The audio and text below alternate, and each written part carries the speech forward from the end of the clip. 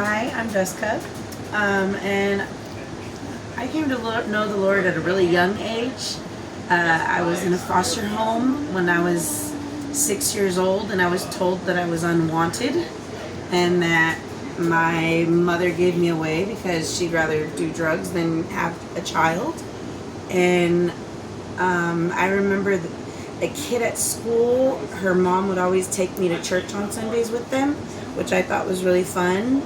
And I started getting into like the child ministries, like the choir, and then going to, youth group and stuff like that. And I became a troubled kid as I was older. I went from foster home to foster home to foster home. I ran away at the age of 13, got pregnant at 14, had my first daughter at 15 years old. Then right afterwards, I had a son, not too far after, and had two kids by the age of 17. I fell into drinking heavily when my third child at 19 was taken by his grandmother, and I believe probably trafficked into Mexico.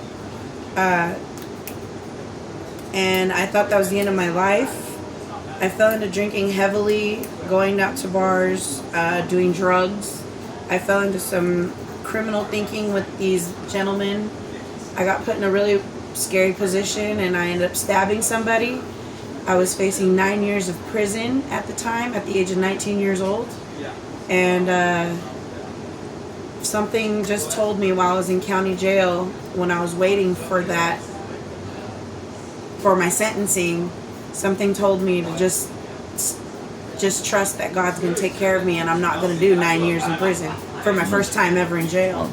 And my lawyer came to jail the night before my pretrial when I was getting my offer, and she came to jail on a DUI, so her bar's license got suspended. And I started crying. I was scared. I found out I was pregnant with my fourth child and in county jail. And I didn't know what to do. So I got down on my knees in a jail cell, and one of the officers came over to me. Officer Pender is his name. I was 19 years old. He came to me and he told me, he's like, "Jessica, do you believe in the Lord?" I was like, "Sometimes, give or take. Some days I do, some days I don't." And he's like, "Do you think that he's going to let his child suffer?" And he's like, "Do you think that this opportunity would help you grow? And can you just trust that God's going to take care of you?" Long story short, I went to court the next day with no lawyer to represent me.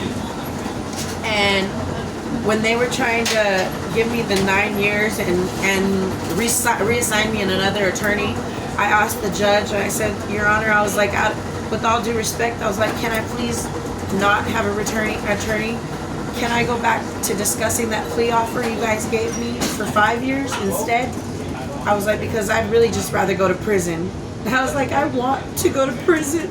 I was like, because at least I could get schooling and education I need.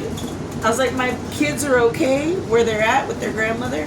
I was like, I've been a mom since I was 15. I was like, I never had a chance to actually grow up, or to be a kid, but also to grow up, And I told the judge to just send me to prison so I can go to school and take advantage of everything they had to offer me. And the judge took a time out. He said he's never had anybody just ask him to go to prison. Wow.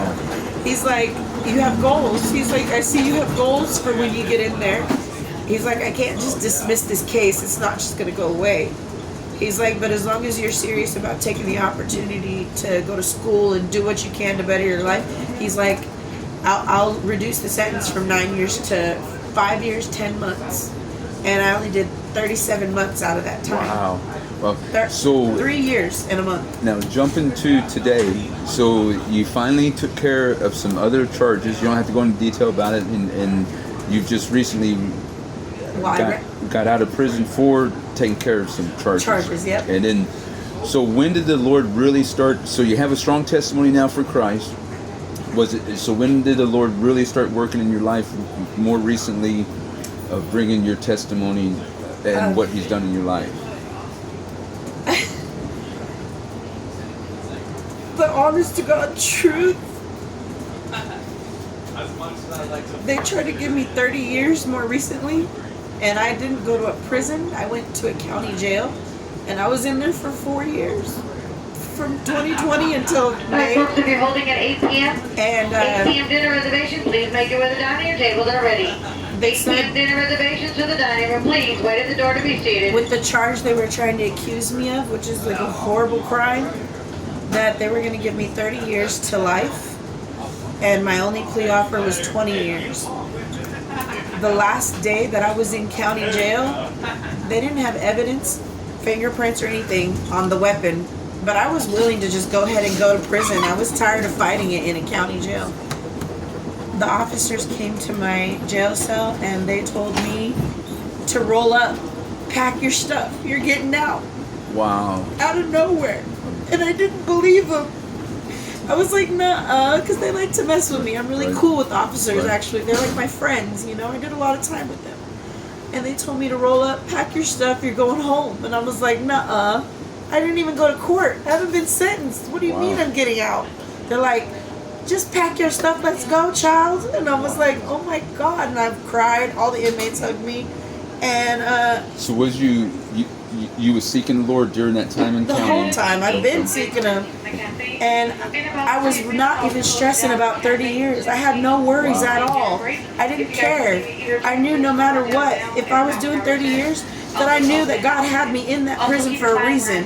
I was like, but if he lets me out, I know there's another reason for that too. And the girls would always tell me, how can you not stress? Why aren't you crying? Aren't you worried? I'm like, why would I be worried? I know I'm going to be okay. Wow. I'm going to be okay. I was calm, very calm, and nobody understood why I was going to be calm. And then that day, I showed them, this is why I'm not worried, because I knew he was going to take care of me. And that even that made my faith even stronger. I got out of that jail cell, and Sergeant Miss Tompkins told me, you got a phone call. And I was like, a phone call? On the regular phone. They already called my 19-year-old son ahead of time to tell him to come pick up his mama from this jailhouse. And it was my son on the phone.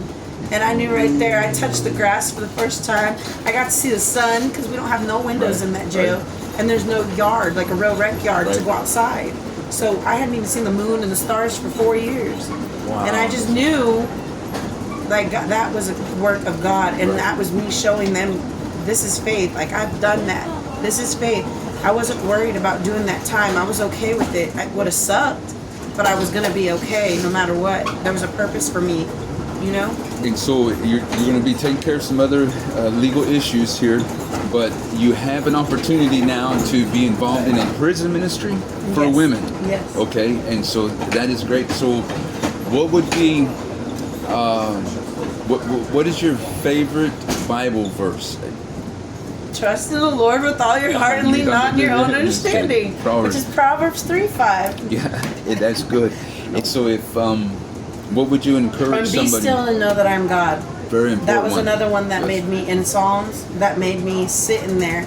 Because I was like, okay, you got this. I'm still. Whatever you want, do it. Wow. I was in there preaching his word the whole 4 years. I was locked up. And I helped, so I was told I would help. That was by God. That was the glory to God, not Right. to me. But I was told, I was placed in there for a reason for those years to help the people that are in there. That's good. You know what I mean? Right. And that's how I good. feel. I had to do that. I had to be there. So you have a very exciting testimony. I appreciate you sharing this with us, and God bless you. Thank you, sir. Nice to meet Yeah. you.